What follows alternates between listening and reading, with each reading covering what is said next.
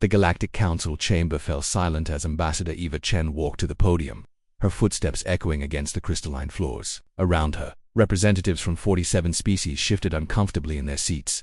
The Vraxian delegate, a towering insectoid with mandibles that clicked nervously, leaned toward his aide and whispered something urgent. "Honored delegates," Eva began, her voice calm and measured. "We have now discussed the mining rights to Sector 7 Alpha for 6 standard months. Earth has presented 17 compromises. All have been rejected."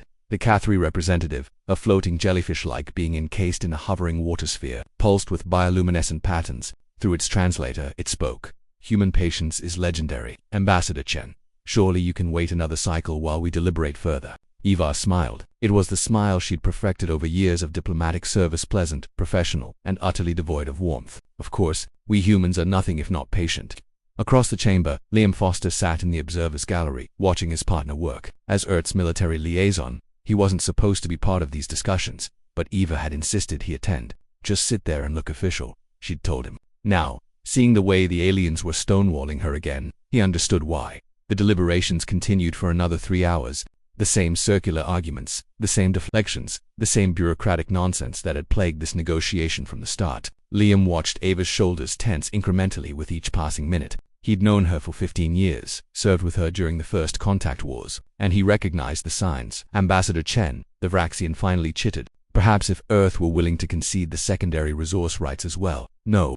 The single word cut through the chamber like a blade. Ava's voice remained level, but something had shifted. The temperature in the room seemed to drop several degrees.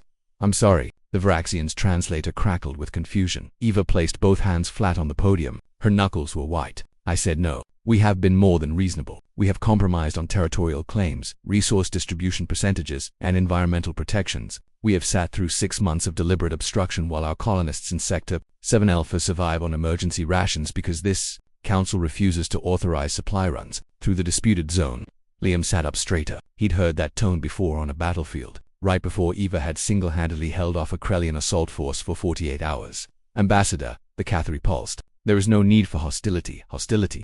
Ava's laugh was sharp and brittle. "You haven't seen hostility. But you know what?" She paused, and in that pause, every human in the chamber recognized what was coming. The security officers by the door straightened. The human aides began slowly backing away from the podium. Even Liam found himself gripping his armrests.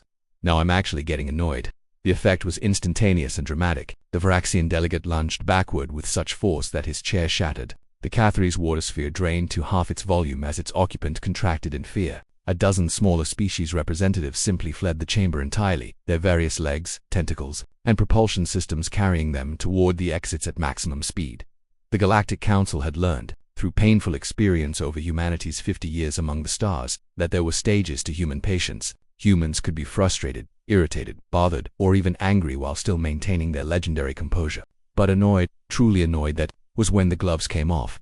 Liam walked calmly down to the chamber floor as delegates scrambled away. He'd seen this before, during the siege of Proxima Station, when Eva had said those exact words before reprogramming an enemy AI using nothing but spite and a maintenance tablet. During the trade negotiations of Kepler 442b, when she'd crashed an entire planetary economy to prove a point about fair dealing. "You know," Liam said conversationally as he reached her side, "you're terrifying when you do that."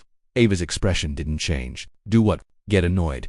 She finally allowed herself a genuine smile. Around them, the remaining delegates were frantically calling for emergency sessions, concessions, immediate votes, anything to avoid finding out what an actually annoyed human might do next. The thing was, Eva Chen didn't need to do anything. The threat was enough. Because the galaxy had learned that humans possessed an unusual trait, they got more dangerous as they got calmer. Human anger was loud, flashy, and predictable. Human annoyance was cold, calculated, and utterly relentless. 3 hours later, the mining rights to Sector 7 Alpha were approved with full Earth concessions. Supply runs were authorized. The Vraxian delegate personally apologized. The Cathri offered a formal treaty of friendship. As Eva and Liam left the council chamber, a young Thyorian intern approached nervously. "Ambassador Chen, may I ask a question? Of course, why do all species fear human annoyance? You didn't even threaten anyone."